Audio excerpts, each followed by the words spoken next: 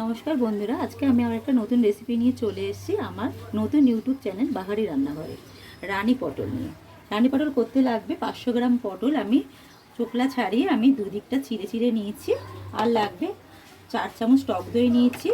আর 10-12টার মতন হচ্ছে কাজু বাদাম আর কিশমিশ নিয়েছি। লাগবে স্বাদ মতন চিনি। আর 1 চামচ নিয়েছি মগজদানা। আর 1 চামচ নিয়েছি সাদা তেল। একটা ছোট টমেটো লাগবে।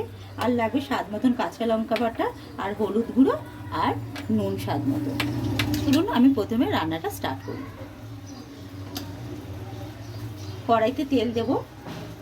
গ্যাসটা আমি জ্বালিয়ে রেখেছিলাম। তেলটা গরম হতে দেবো। তেল আমার গরম হয়ে এসছে, গ্যাসটা একটু কমিয়ে নেব। এবার সব কটা পটল ভালো করে ভেজে নেব।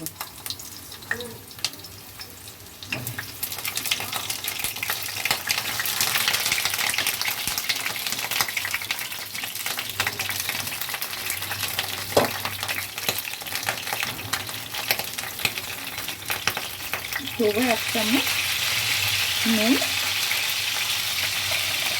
আর 1 চামচ হলুদ দিয়ে পটলগুলো আমি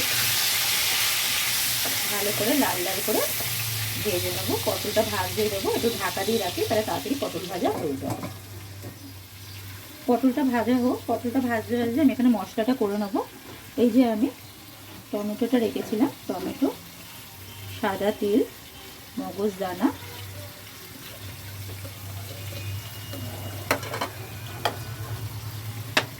কাজু বাদামগুলো, কিশমিশ আর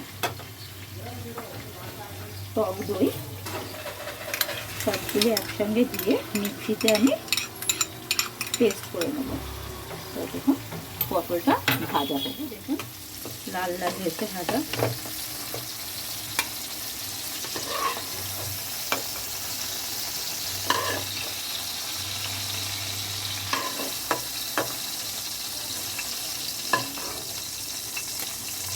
সব কটা পটল ভাজা হয়ে গেছে। কড়াইতে আর অল্প তেল লাগবে, একটু তেল দিয়ে নেব। কড়াইতে অল্প তেল দিয়ে নিলাম। এবার দেবো 2টো এলাচ, আমি একটু চিড়ে রেখেছিলাম। 2টো এলাচ একটু তেলের মধ্যে দিয়ে একটু ফোড়ন দিয়ে নেব।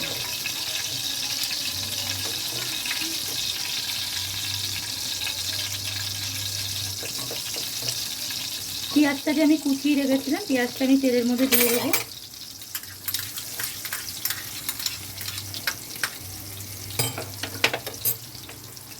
সামান্য একটু নুন দেবো, পেঁয়াজটা নরম যাতে হয়ে যায় তাড়াতাড়ি।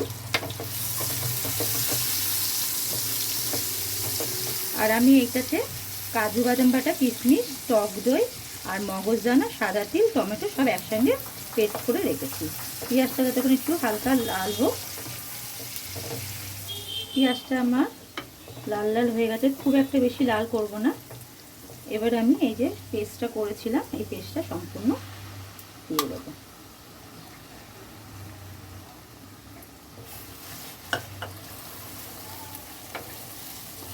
দেব পরিমাণ মতন ঝাল। আপনারা যে যেরকম ঝালটা খান সেই রকম ঝাল দেবেন। দেব 1/2 চামচ মিষ্টি, সামান্য নুন দেবো, কারণ আমি আগে নুন দিয়েছিলাম পটল ভাজার জন্য। আর দেবো 1/2 চামচ হলুদ গুঁড়ো দিয়ে আমি মশলাটা একটু কষতে দেবো। আর এইটাতে আমি মশলাটা করেছিলাম, করে মিক্সি দেওয়া জলটা আমি ফেলবো না।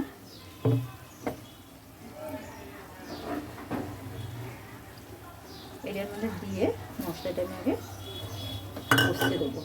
একটু ঢাকা দিয়ে রাখি মশলাটা যতক্ষণ হোক। গ্যাসটা কমিয়েই আমি মশলাটা কষাবো যতক্ষণ না তেলটা ছেড়ে আসে। মশলা আমার এতক্ষণে কষানো হয়ে গেছে, দেখুন সুন্দরভাবে তেল ছেড়ে এসছে। এবার আমি এর মধ্যে যে ভাজা পটলগুলি, সেই পটলগুলি আমি দিয়ে দেবো।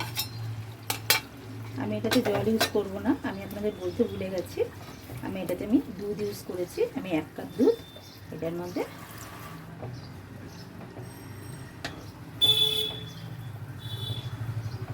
পটলটা একটু সিদ্ধ হতে দেবো।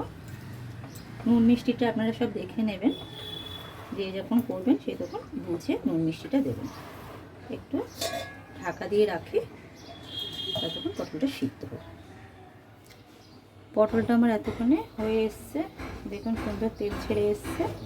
গ্যাসটা আমি অফ করে দেবো।